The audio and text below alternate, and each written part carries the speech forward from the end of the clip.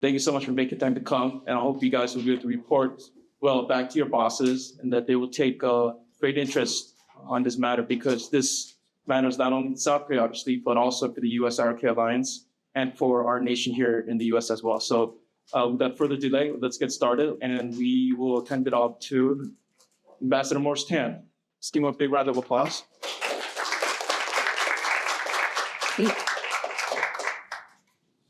Good to see you all. Thank you for coming.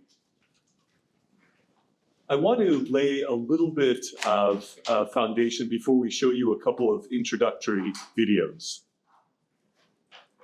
In 2020, during the presidential election of Donald J. Trump and Joe Biden, most Americans thought that the election was not conducted fairly and properly.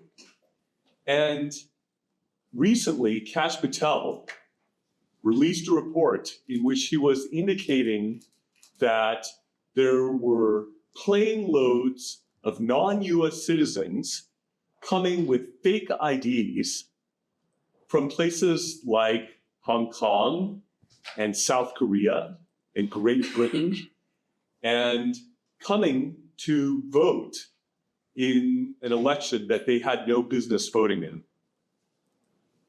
During the US 2020 election, many people here in this country, and I think around the world, thought something was amiss. And so we really welcome and think it is entirely appropriate for our director of the FBI, Kash Patel, to be inquiring into this. And we also agree with and applaud President Trump's executive order calling for looking into what happened in the US 2020 election. What happens in the US affects the world, because the US is the leader of the world, the lone superpower. And so what happens in the US impacts the world. But as the leader of the free world, the United States also must care about what is happening in the world, and even more so when there is a connection between the US government and what is happening. Such a link exists where you have AWEB in South Korea joined by 109 countries, where AWEB has been exporting the means of election fraud to various countries around the world. As it turns out, it's not just a US issue, but the sorts of things that were happening in the US in the 2020 presidential election have been happening in a raft of countries around the world. To just give a wide range of examples, because it would take a long time to list all the examples, but to give a sample, a widespread sample geographically, you have places like the Democratic Republic of the Congo, you have places like Iraq, you have places like Kyrgyzstan, you have places like Ecuador, and you are spanning multiple continents just with these countries alone. But who would have thought that USAID money, USAID money, being sent to AWEB would then be used to enable election fraud? AWEB should perhaps be renamed Making Dictators Are Us, because they are making it possible for those to seize power in an undemocratic, illegal way that should be stopped. Furthermore, there has been USAID support for the National Election Commission of South Korea. Now, you might think with a nice proper name like the National Election Commission that this is just a place that does a good job of running elections and there's nothing much to see in regards to what they do. Sadly, we have found that nothing could be farther from the truth. It is commonly the case when people have nothing to hide, they do not hide. That when people are confident about what they've done, they're willing to let all the sunlight come in. And typically, election monitoring teams around the world, which the US welcomes, by the way, the US welcomes election monitoring teams, Taiwan welcomes election monitoring teams, that when there is nothing to hide and there is a willingness to let the sunlight in, which has been called the best disinfectant, then you have a situation where you can see free, fair, transparent elections. However, not so with the National Election Commission. And with respect to this National Election Commission, and you will get some sense of this through the videos that will be shown, you will see fraudulent operations that take place, if I may break it down, try to break it down very simply.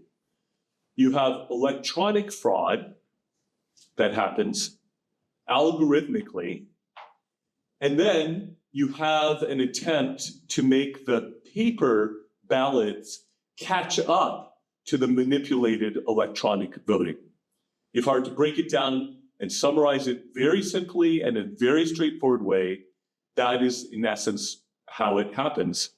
And time-wise, it mainly happens during the early voting period, where they have a different set of rules for early voting. You don't have to even vote in your district. You don't even need proper ID. The ID and fingerprints that are done are not taken seriously and discarded. There is not the ability to check and examine things. They do not disclose what is happening. And in this last election, there were many instances of voter fraud that were captured photographically, by video, by election monitors who were counting the vote count and finding significant disparities that were there. This is the sort of thing that was happening in this last election. And two videos that we'd like to show you to set the stage a bit more. One was shown in Times Square in New York recently. It's just a 2-minute video. And then another that is about 10 minutes shows you some of what I'm alluding to here. So without further ado, let's roll the videos and allow people to see the sorts of things that are happening. So to provide some further context with respect to what you just saw, when voters vote in Korea, they're given a single ballot that's not stuck to any others, a single ballot that they're required by law to fold. And then when it goes into the ballot place, they're falling on top of each other and they don't get flatter the longer they're there. They pile up in there and they are not turning into pristine flat ballots. So then what are these flat ballots that are pristinely stacked on top of each other? They are manufactured, pre-printed ballots that are fraudulent. The ones that are stuck together also indicate that that was not a proper ballot because these are supposed to be individual ballots that are used.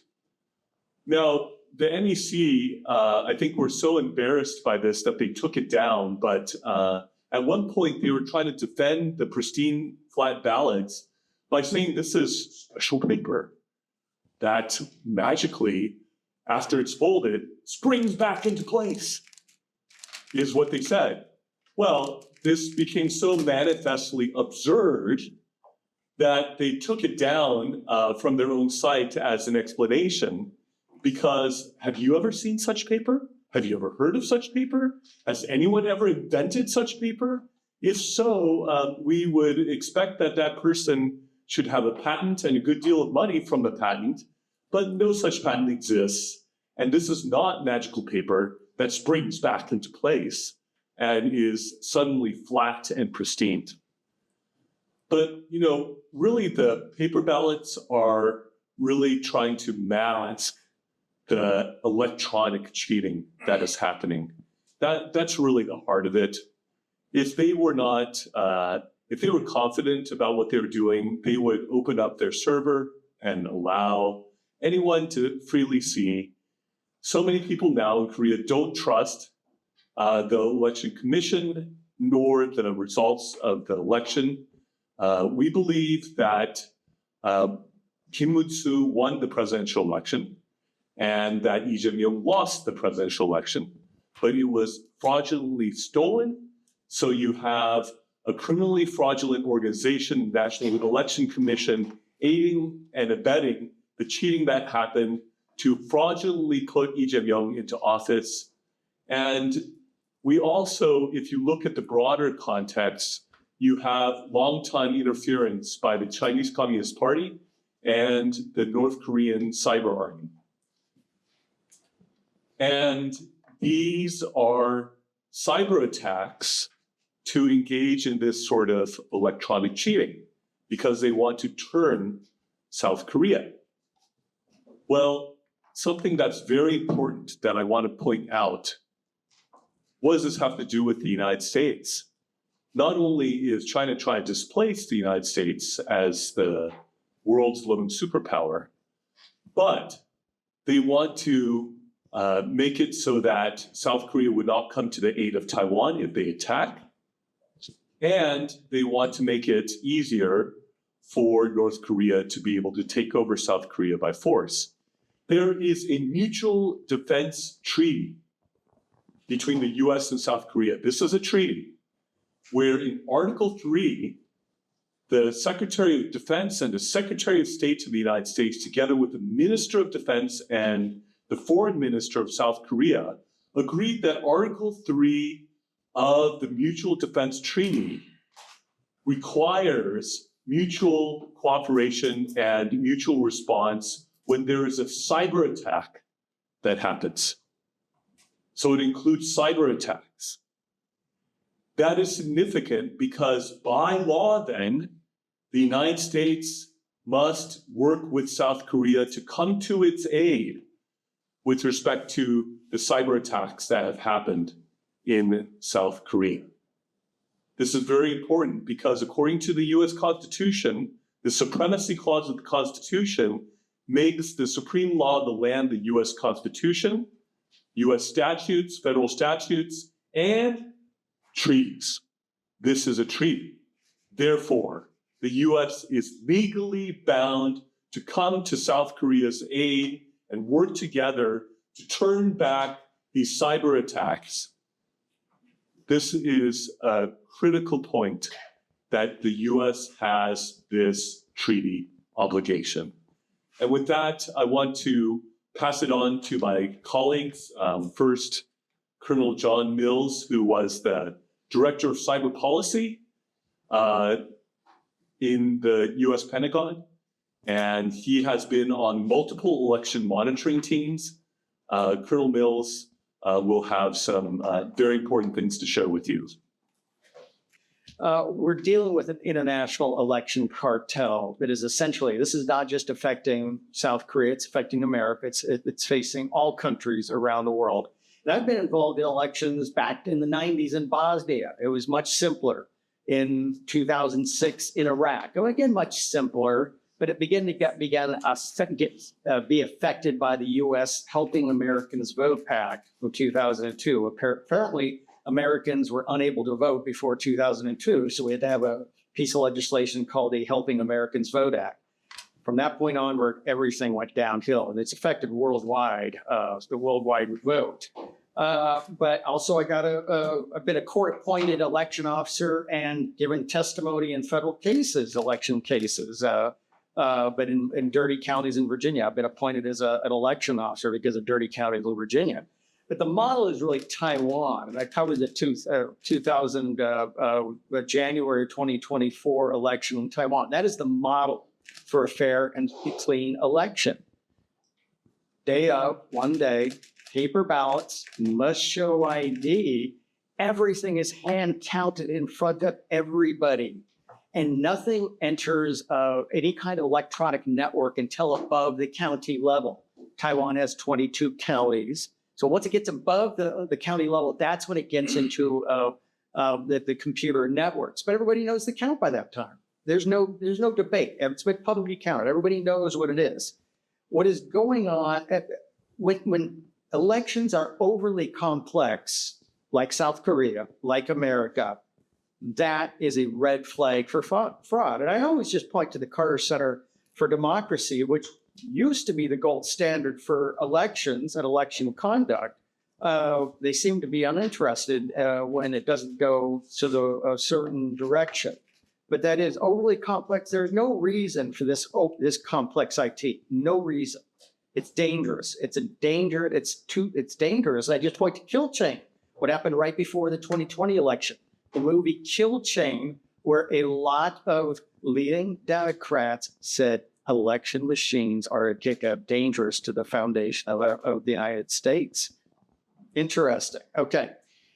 This is a national security issue. It's a national security issue in South Korea. This was a stolen election. It's also in America. And there's a direct connection. I want to also bring up our good friend, the Filipinos, because in 2024, the Filipino Attorney General went to the previous Attorney General, Merrick Garland, and said, hey, you have an election machine company bribing Filipino officials to use that company. I'm not going to name the company name. That's an American company. That's an American CEO. That's a violation of Foreign Corrupt Practices Act. And American Attorney General Merrick Garland, what are you going to do about it? Well, it put Merrick Garland in a very awkward situation. That same company, that CEO is on trial right now. So we'll see the outcome, innocent till proven guilty. But that same company has hardware and software components in the South Korean election system. That same company. Isn't that interesting? But there's a direct tie-in here. So we thank our Filipino friends because they brought a huge case. Oh, and that same company, they had sued a number of media firms, and I know this personally, from the 2020 election. Almost all of those cases for that election machine company went away. Once the Filipinos complained to Attorney General Merrick Garland, and the charges were brought up against that CEO and that American election machine company. So direct ties to what happened in 2020, and as FBI Director Cash Patel has pointed out, we had the FBI essentially suppressing evidence of the fake IDs made under Chinese supervision in South Korea, in Hong Kong, in the UK, and flown from Korea to Arizona. Ladies and gentlemen, this is international. This is a cartel. This is a cartel that is upsetting and throwing elections around the world. South Korea is merely the most recent case. I also want to point, we've identified Wang Huling, who's a very senior member of the Chinese Communist Party, who apparently was the quarterback and director of the whole Chinese influence campaign inside of South Korea. So we have a senior Chinese Communist Party official, essentially the quarterback. This is why South Korea had agreements with Communist China for police interchange. That's why you had this sudden unexplained presence of Chinese police in South Korea. What in the world do we have Chinese police in South Korea for? It's crazy. You had all these government officials that apparently were actually overseeing the election in South Korea. Just unbelievable. South Korea, I would say, is America's closest ally and partner. Closer than any. Five Eyes, the Ukraine, South Korea is America's closest friend and partner. This is crazy what is going on in South Korea. So this is, President Trump has an election executive order. Director of National Intelligence, Tulsi Gabbard, has given guidance on what they are going to look into on election fraud. This was even before the South Korean election. FBI Director Kash Patel has identified the fraud that was suppressed. So I think we now have the legal basis for both federal law enforcement and U.S. federal intelligence looking into these matters in South Korea, in addition to the treaty obligations on cyber that the ambassador mentioned. This is very important. These are triggering events. So this election in South Korea is not over. It is the right of a citizen in a constitutional republic to ask questions. Anytime that is suppressed, that is wrong. I will want to point out this absolutely bizarre National Election Commission, which apparently in South Korea, we don't even have an equivalent in America. The National Election Commission in South Korea cannot be questioned by anybody, not even the government of South Korea. Candidates sign a pledge they will never challenge anything that the National Election Commission does or says in South Korea. That is a super national body that cannot be challenged. I guess the National Election Commission is the government of South Korea. This is wrong. This is wrong. We don't know who these people are. South Koreans don't know who these people are. And yet, South Korean government can be investigated. South Korean government officials can be investigated. But nobody can challenge this body called the National Election Commission, which actually goes back a number of years, basically about 1960 in South Korea. A lot of questions, but you can never have a constitutional republic and have an entity like the National Election Commission. You no longer have a constitutional republic. Thank you. Just please, we have a report. It's very good. Please, section 2.3 lists a number of elements of what we consider to be the fraud, and also the first addendum in there, electionfraud.com. Very well documents what happened in South Korea. Thank you.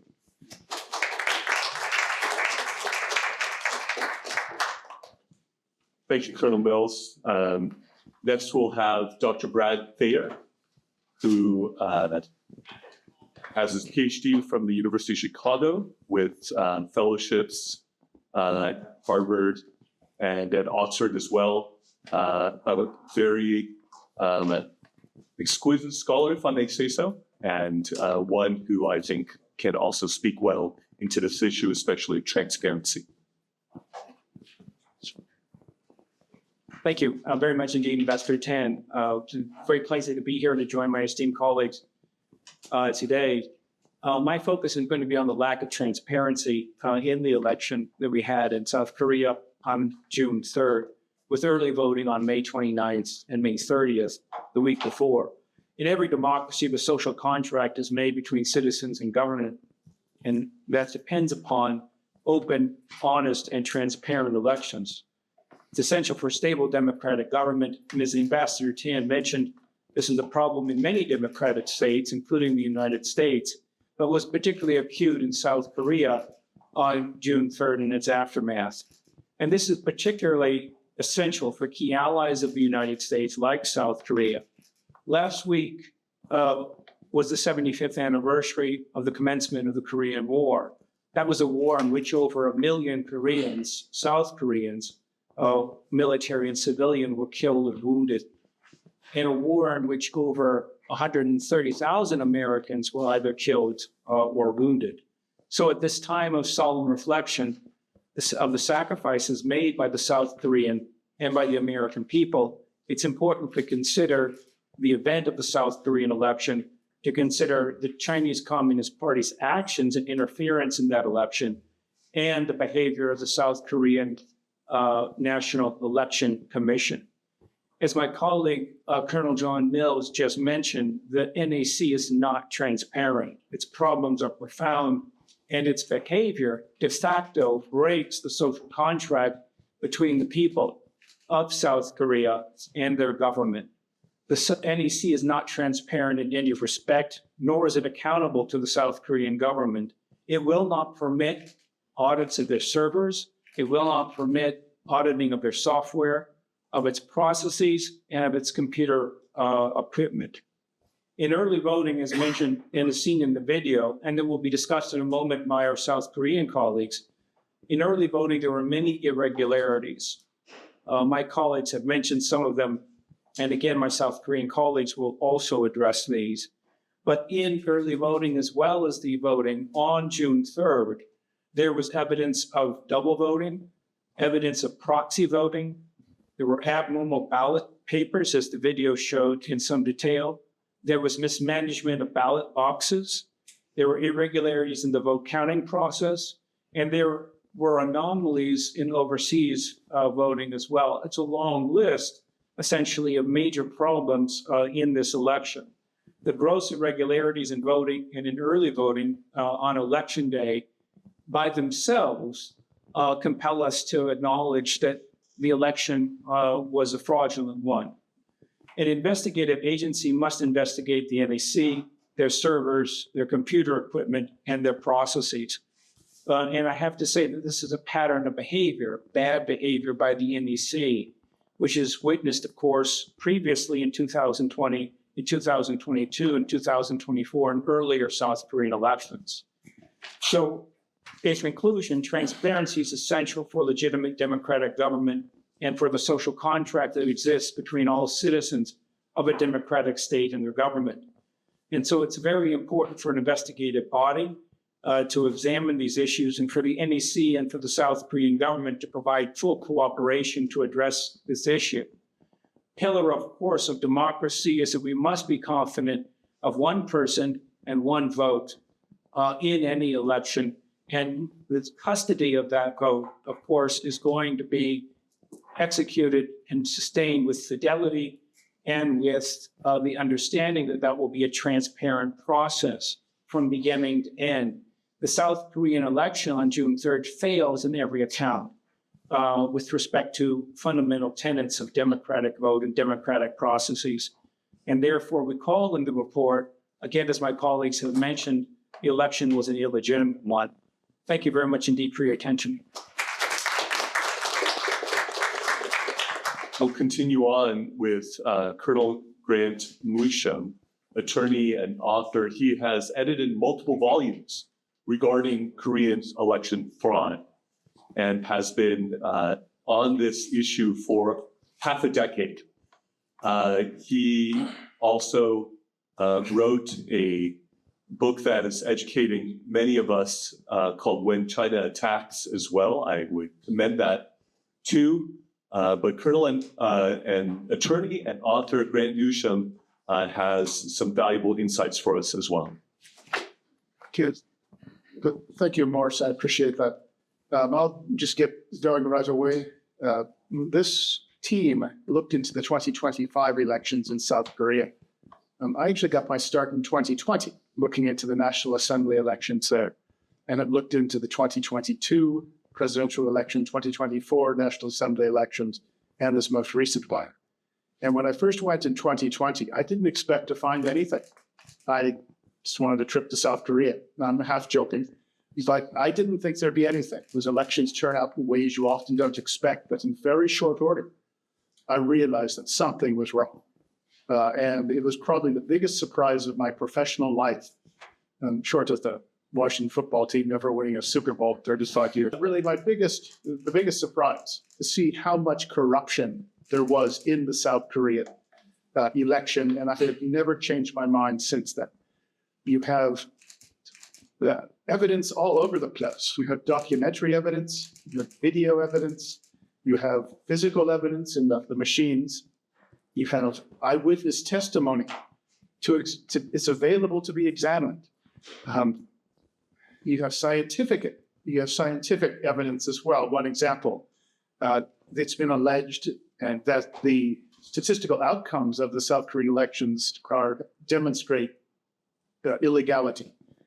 Well, the former head, South Korea's minister equivalent of MIT, told me that, look, I tried to figure this out, and either God did it or it's written. And that is compelling evidence, and the evidence is there. Now, in the years that I've been looking at this, how many times has the evidence been reviewed by the media, South Korean or foreign, by the National Election Commission, by the South Korean courts? I think you know the answer, none. I'll stay here for the next 6 months if somebody to show me anyone who has looked at this evidence. Instead, what you hear is it's baseless, it's conspiracy theories. Well, then that's what, did you look at the evidence? No, it's baseless, it's conspiracy theories. Well, did you look at the evidence? No. Well, this is the point at which this sort of thing it becomes either just criminal activity or just unbelievably stupid. And that's what we have seen here. So as I said, that is the answer to all of this. When someone says, oh, it's baseless, these people are making up things. Well, show me a report, show me an examination of this evidence, It's all there to be examined, and nobody ever does. Well, that tells you plenty. Now, what's at stake here? Ultimately, South Korea as a good ally of the United States. We take it for granted. You always hear it's an ironclad relationship, forged in the blood of the Korean War. The Koreans love us, never been stronger. You will hear that from all parts of the US government and elsewhere. Well, they used to say that about Venezuela before Chavez came. It was very strongly tied to the Americans. We had a military relationship. It was the hemisphere's oldest democracy, short of us. And it was this perfectly strong. And then look what happened after Chavez came in a very short time. Suddenly Venezuela is pro-Cuba, as anti-America as you can get. Is there some reason that can't happen with South Korea? No. And what you're seeing in the manipulation of the electoral process in South Korea is an effort by hardcore South Korean leftist radicals to turn South Korea into a one-party state that is aligned with the Chinese Communist Party, aligned with North Korea, and they want to break the US-South Korea relationship. That's what they want. Most people don't want it, but we've seen many cases where a ruthless group, committed radicals, can move a country where most people want to go. You will saw something similar in Turkey.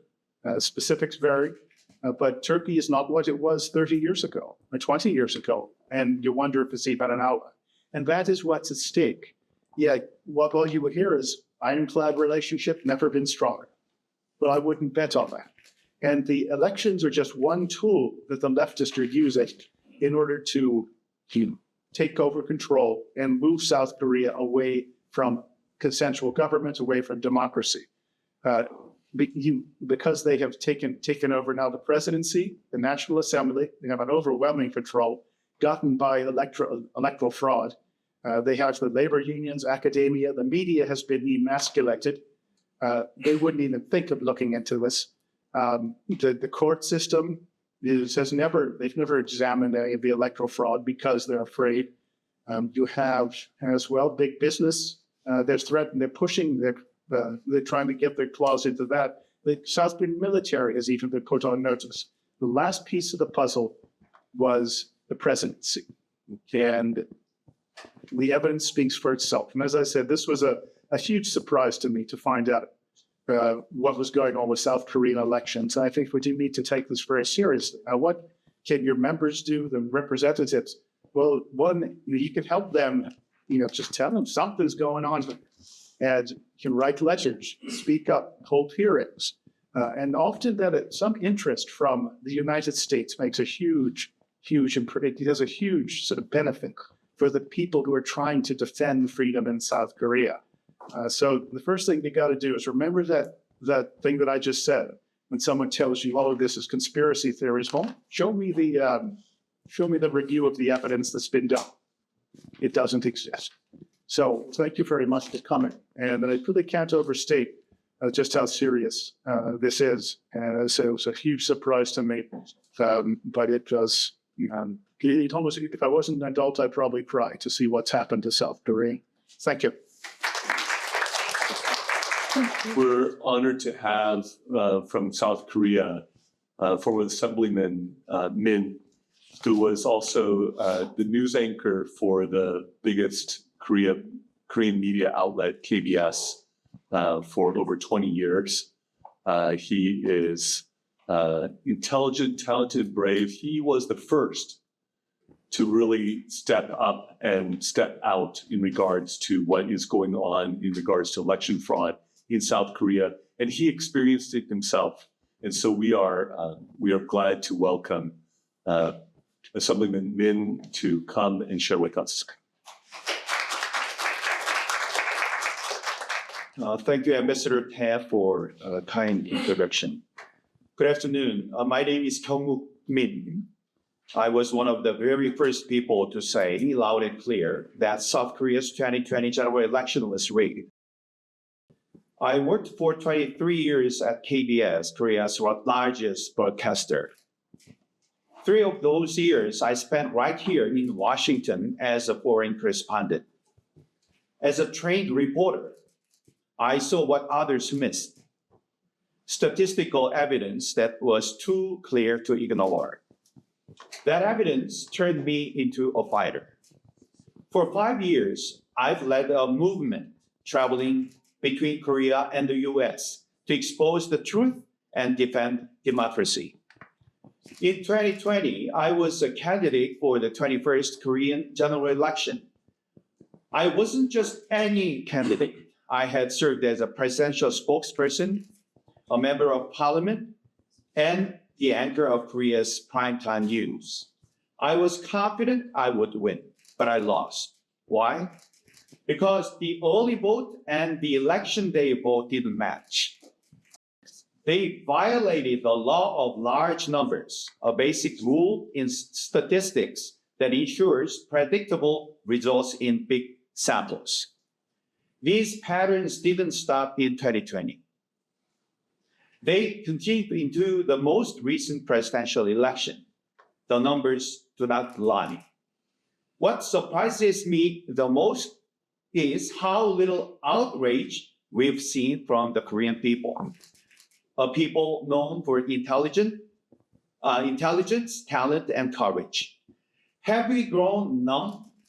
Have we been conditioned to believe this is the new normal? But there is no new normal in math. There is only the truth. As you heard earlier, our last presidential election was also fraudulent. It was manipulated.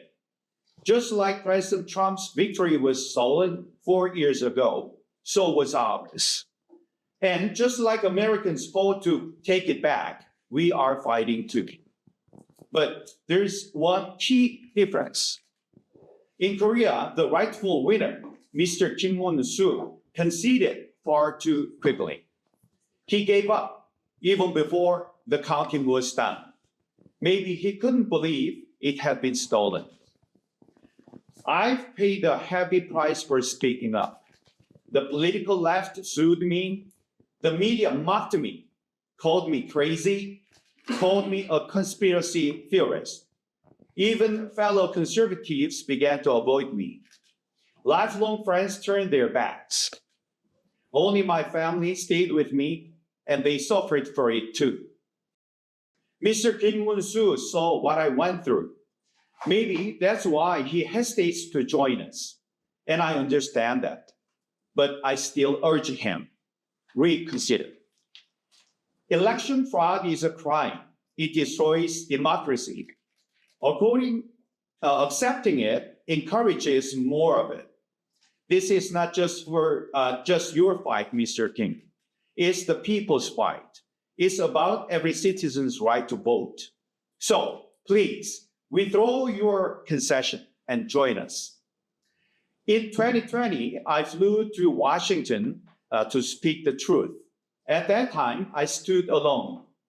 My words felt like a cry in the wilderness, but I still spoke. I even warned America, be aware or be next. And I was right. It took President Trump 4 years, but he's back. Today, I returned to Washington, but I'm not alone. I stand with President Trump, President Yoon Suk-yeol of Korea, and former Prime Minister Hwang Kyo-an. I stand with Ambassador Morstan, Colonel John Mills, Colonel Brad Newsham, and Professor Bradley Thayer. History will remember them. In Korea, many patriots are fighting with me.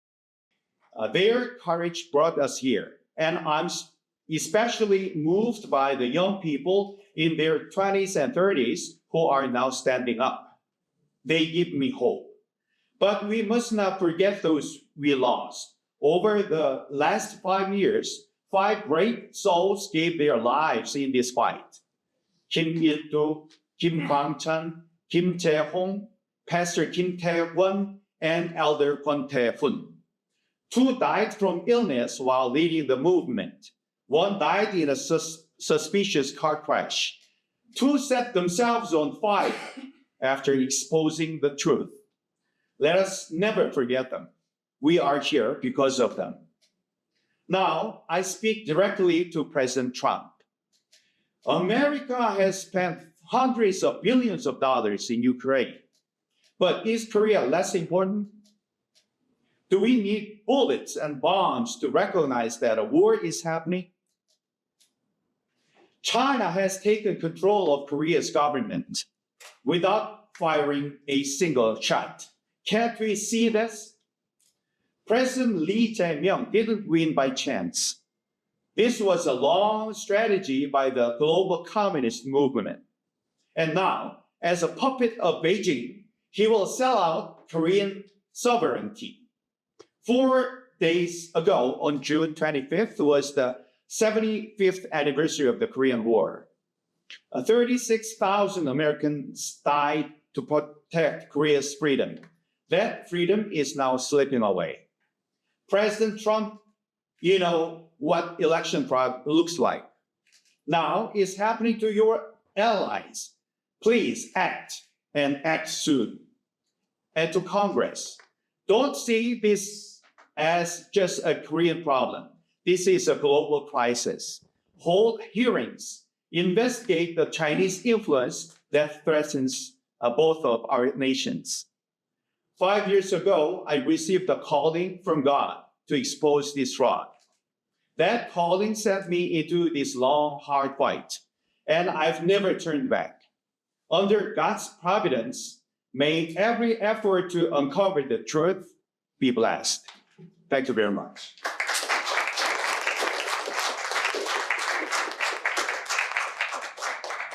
Thank you, Suppleman Min. We have also from South Korea, the attorney, and I say the attorney because he has been the attorney leading this fight in the legal front. In fact, he has an active case right now seeking to overturn this election that should be overturned, should be nullified, and should be reversed. And so please welcome with me Attorney Park. It's my great honor to be here with you in IEMT power. Every moment is a historic moment for me and for Koreans. Recently, North Korea discharged its nuclear waste without permission, but Lee Jae-myung, pro-China and pro-North Korea, president stolen the presidency by the control. Did not take the issue of this matter. They make labor erase the map of these matters. This is very ridiculous and dangerous. China sought to turn South Korea into its vassal state by fostering a large number of pro-China politicians, bureaucrats, and legal professionals. Through bribes, women, and intimidation, they expanded their influence. By establishing pro-China human networks, they took control of the National Election Commission and attempted to swallow the entire nation through large-scale election fraud. As a result, South Korea's National Assembly and the presidents are now dominated by China forces. Xi Jinping and Wang Funi of China have continuously studied the electoral system of Taiwan and neighboring countries in order to turn them into pro-China states. And they have established such legend through fraudulent ways. What China calls One Belt and One Road initiative is, in fact, a roadmap of building pro-China states through election fraud.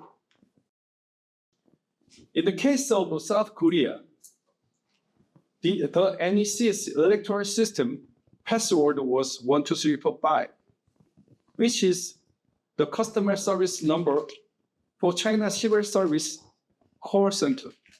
This shows just how much control China has over South Korea's NEC, to the extent that China's administrative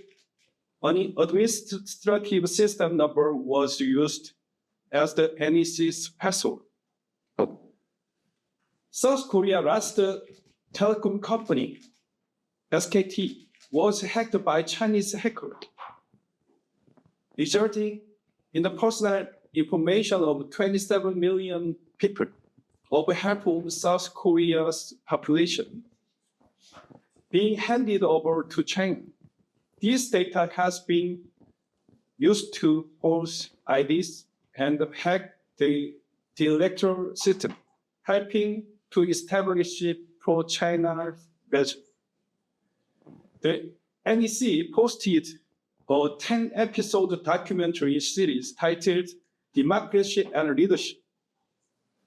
Strangely, despite China not being a democracy, 6 of 10 episodes focused on Chinese political figures such as Wang Huning, Deng Xiaoping, and Zhou Nan, with Wang Huning featured in both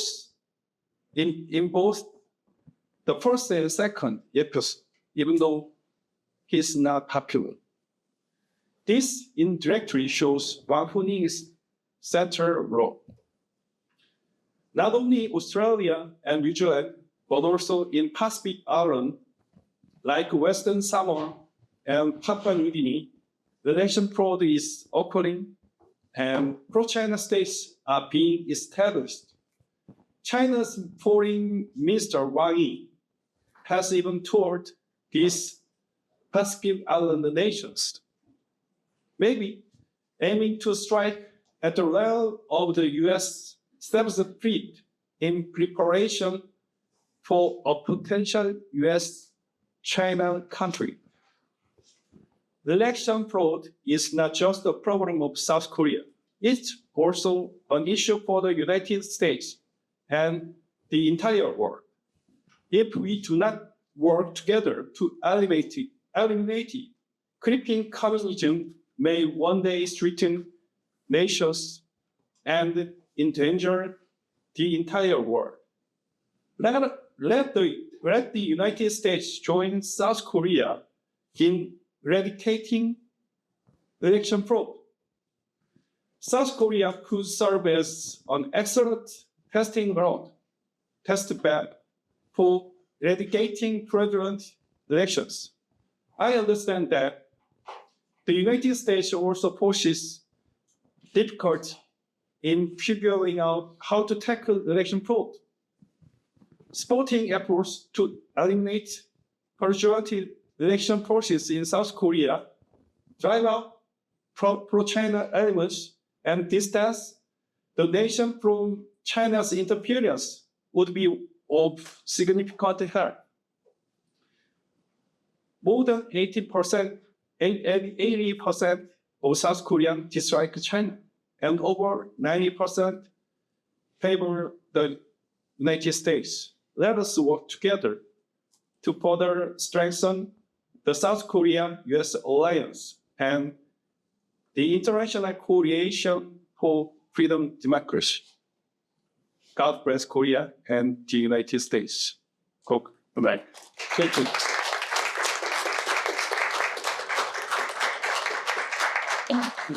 So before we hit the question and answer time, I just want to mention one more thing. I had a chance to interview Secretary Pompeo about the first Trump administration. And he noted in that interview one of the failures of our time in the first Trump administration. And that failure was allowing Hong Kong to be encoiled and crushed by the Chinese Communist Party. We do not need Hong Kong 2.0 here. It is time for decisive action to be taken in regards to what is happening in South Korea with the implications for the United States, the region, and the world. And with that, I'll turn it over to Henry as we have a question and answer time. We'll give priority to professional staffers, so please state your name and which office you're from. And if we don't have any hands up for the staffers, then we'll go with the back. Dr. Teo, this one is for you. I understand that you said that the NEC does not permit audits, they don't permit oversight. And I guess the question that's come to my mind was, what's in it for them? Are these officials making money out of this? Are they the ones who are pushing who they want in office? I guess I'm just sort of confused as to what they get out of it. Well, certainly, thank you very much indeed for the question. And certainly that is an excellent one. What the NEC gets out of it is control for it by being completely opaque. No one can identify, trace their methods, and there is no accountability. They're able to, perhaps working with other actors like the CCP, ensure that their favorite candidate wins the election. And so as we have stressed today, this is the source of a great problem that we face in the South Korean election, and that alone causes us to recognize that this election cannot be seen as a legitimate one if there is no transparency. Thank you. If I might, I'd like to add to that. It is a family business. So you have a large percentage of NEC coming from the relatives of a family. And it's also a sinecure. They don't have to do much of anything except manipulate a few elections when they occur. So in their hiring, they have passed over more qualified candidates in order to bring in family members to keep the family secrets, right? And to not spill the beans of what's going on. Picking who they want to be in power is pretty powerful, right? And when there were about 31 impeachments that were trying to prevent people from looking into it, maybe that was another world record as well. It's interesting that when they have the athletic contests within the South Korean government, who wins all the time? It's the NEC people. Why? They've got tons of time to practice their badminton skills and whatever else they're competing in. So it's a sinecure, it's a family racket, and it is a criminal fraud organization. I'll just add one bit that you wouldn't know if you don't follow this closely. They're also incredibly vindictive and vicious. If you even say, for example, the way candidate, former Prime Minister Bong Kyo-an said, we want to have an honest election this time, you will have the police show up at your door. You will have charges brought against you. They file cases all the time against anyone who simply says something as innocuous as, how about a free election? If you raise charges, make claims, you can stand by and you will be on the receiving end of their punishment. And I think we've got a couple people in this room who have done that. And this is more, I think, than just trying to cover up incompetence. I believe there is, in fact, they are playing an intentional role in, as I said, that turning South Korea into a one-party state. But the vindictiveness and viciousness that you really have to remember. And it takes a lot of nerve in South Korea to stand up for a free election, sort of like here. Anyone else with questions? And just one quick point of order with the National Election Commission. The Chief Justice for the Constitutional Court also sits on the board of the National Election Commission. So you got a clear conflict of interest and just dysfunctional governance when you have the Constitutional Court Chief Justice. That's like the Chief Justice of the American Supreme Court sitting on the body of some kind of semi-executive branch entity thing. And this just doesn't make any sense. There'll be a question, your name and which officer. Yeah, good afternoon, everyone. First of all, I'm Janera Ruby, State Department Fellow, advising some of the members on HVAC. Thank you for your time to the panelists. I guess my question is, what are we to make of the? I know we mentioned a lot of Trump, the first Trump administration, but Trump administration 2.0. Some of the reactions to this. I know you've laid out what you assess to be, preponderance of evidence regarding even the most recent election What do you make of the administration's response and kind of the muted reaction to this? Curious to that. This is just to the whole bill. Good point. The response has been a little muted. However, the normal congratulations also, there was one sentence, was followed by a second sentence that said, and we are greatly concerned with Chinese interference, which was explosive. In diplomatic terms, that was dramatic departure from the norm. So that was a clearly telegraphed message from the Trump administration on their view of this election. I believe the statement from the White House, given within 48 hours, congratulated Lee Jae-myung for his election and also declared it was free and fair. Now, to do that within 48 hours takes an awful, as I said, nobody's ever looked into the evidence. That was a remark I wish had not been made. It was a gut punch to South Koreans who were trying to expose what was going on. I think it was not well thought out in that case. And it would be nice to see an administration actually take an interest in this. I know we spent $100 billion on our intelligence budget. You think they could review the evidence? With a little bit of that cash. But also speak up, on the importance of a free election. You just simply have to just a general statement will make a difference. And it gives some oxygen to the good guys and it puts the bad guys on notice that maybe somebody's watching. But I must say the response has been more muted than one would like. But as I said, keep in mind Venezuela and Turkey. If someone had spoken up in the early days there, it might not have gotten into the positions that they are. I very much believe that an ounce of prevention is better than a pound of cure. And there could have been things we ruefully note that could have been done, even public diplomacy, prior to the election that could have made a big difference. But even now, and even at this point, there are actions that can be taken if there's a will to do it. I will note that there is an understaffed administration right now who is spread thin and is dealing with kinetic hot wars around the world. But that does not make the gray zone war here, the hybrid warfare here, the taking over of South Korea any less important. And in fact, we heard something curious. We heard that the State Department was prioritizing things in Northeast Asia that were important. One would think that this would qualify under both those points.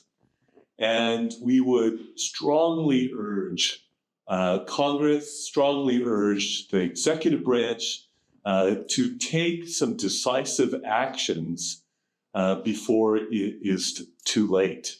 You don't want to just try to lock the barn after the horse has been stolen. You want to be able to address the situation. And it's not far from the election date right now.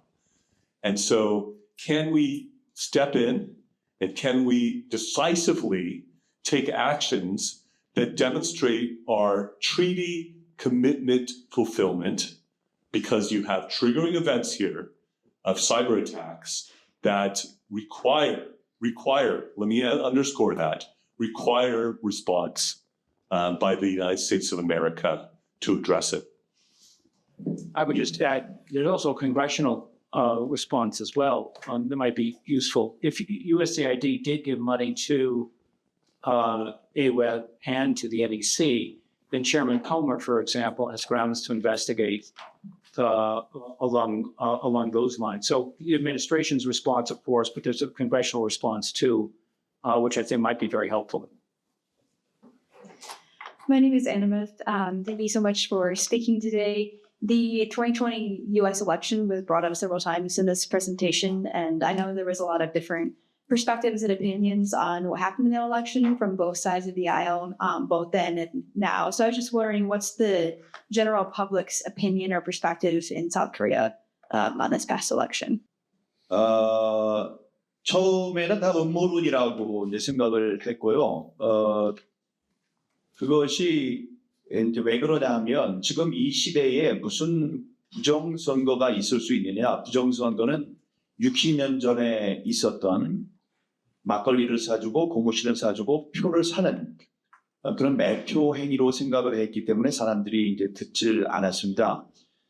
그런데 5년 동안 저희들이 싸움을 해왔고 특히 최근에는 미국에도 부정선거와 관련된 트럼프 대통령의 싸움이 있었고 결국 윤석열 대통령도 부정선거 이 실태를 바로잡기 위해서 그 비상기업령까지 선포했다가 결국은 탄핵을 당했습니다. 그걸로 인해서 지금 많은 사람들이 부정선거의 실태에 대해서 알게 됐고 특히 20, 30대 젊은이들이 이 문제에 대해서 많이 깨어났습니다. 그 상징적인 두 가지 장면만 보라고 한다면 국제조사단, 감시단이 입국을 할 때 그 기다리던 젊은이들 한 1000여 명의 젊은이들이 3시간 동안 이분들을 기다리면서 Stop the Steal을 챈팅, 그 소리를 지르고 했습니다. 다음에 26일 날 워싱턴 내셔널 프레스 클럽에서 부정선거와 관련된 기자회견이 있었을 때 한국 서울역에는 수천 명의 젊은이들이 중심이 된 시위대가 무려 6시간 동안 새벽 3시임에도 불구하고 그 생방송으로 기자회견을 지켜왔습니다. 그래서 더 많은 사람들이 깨어나고 있는데 이 부정선거를 저지른 사람들은 강력한 그 카르텔을 이루고 있기 때문에 그 성을 무너뜨리는 것은 쉽지 않습니다. 다시 말씀드리지만 그래도 전에 비해서는 많은 사람들이 부정선거 문제에 대해서 깨어나고 있다고 말씀드릴 수 있습니다. So first, when we started talking about election fraud, everybody would call us conspiracy theorists, and the fight was not easy. But we have been fighting for the past 5 years, and more recently, there was also President Trump's battle in the United States regarding election fraud. In the end, President Yoon Suk-yeol even declared martial law in an attempt to rectify the reality of election fraud, but he was ultimately impeached. As a result, many people have become aware of the extent of election fraud, and in particular, many young people in their 20s and 30s have awakened to this issue. And one of the symbolic events to this is when the international monitoring team entered South Korea 3 weeks ago to monitor the snap election in South Korea. They were welcomed by thousands of people in their 20s and 30s, chanting, "Stop the steal, stop the steal." And then on the 26th, with a press conference on the election fraud, just the 26th of this month, was held at the National Press Club in Washington, D.C. Thousands of protesters, mostly young people, gathered at Seoul Station in South Korea, despite it being 3 a.m. They watched the press conference live for a full 6 hours. As a result, more and more people are waking up to the truth. However, those who orchestrated the election fraud formed a powerful cartel, and breaking down that stronghold is not easy. That said, compared to before, we can definitely say that many more people are now awakened to the issue of election fraud in South Korea. If I heard correctly what Assemblyman Min told me personally, I think he said it might be around 40% of the population that is recognizing election fraud, but moving up, maybe moving more towards 50 or 60% of late and recently. Also point out that the state of development of South Korean media is essentially where America was maybe 30 years ago. There really wasn't any alternative. There was just kind of a mainstream, and that was it. Fox wasn't even a thing 30 years ago. So that's the challenge, is we're dealing with a society that does not have alternative media. Now, in America, things have radically changed. Some would assert that had a lot to do with the 2024 election. Podcasters, alternative media. It has changed in America. South Korea is still 30 years ago. what is extremely distressing is we have American companies such as Google, which owns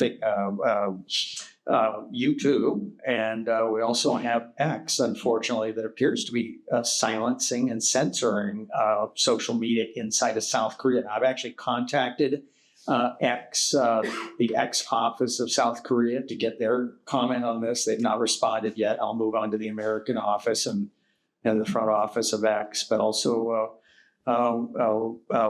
YouTube, which is powerful in South Korea, but is being silenced and suppressed, like Ground C is being silenced and suppressed. And this is another avenue and vector for congressional investigation. We can't have the South Korean corporations of U.S. media silencing and censoring. That's what's going on.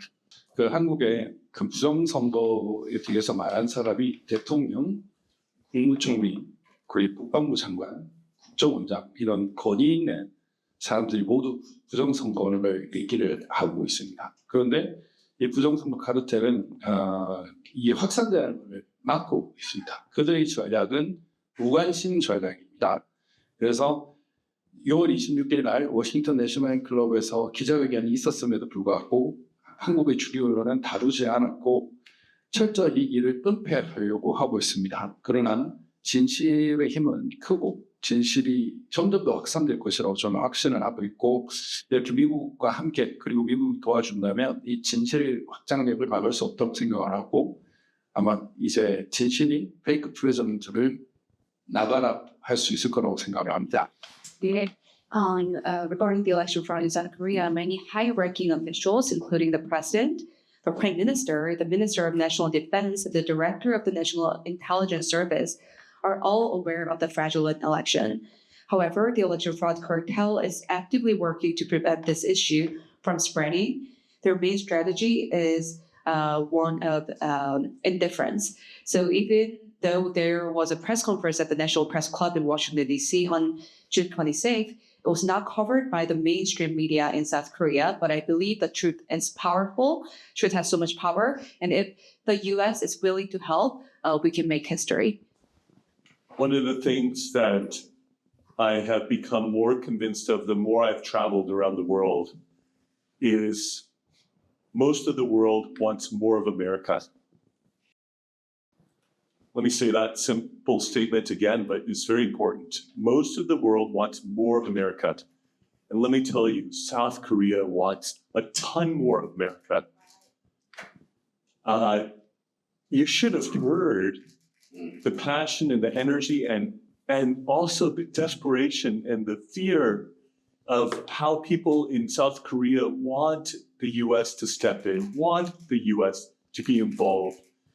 South Korea was modeled after the United States.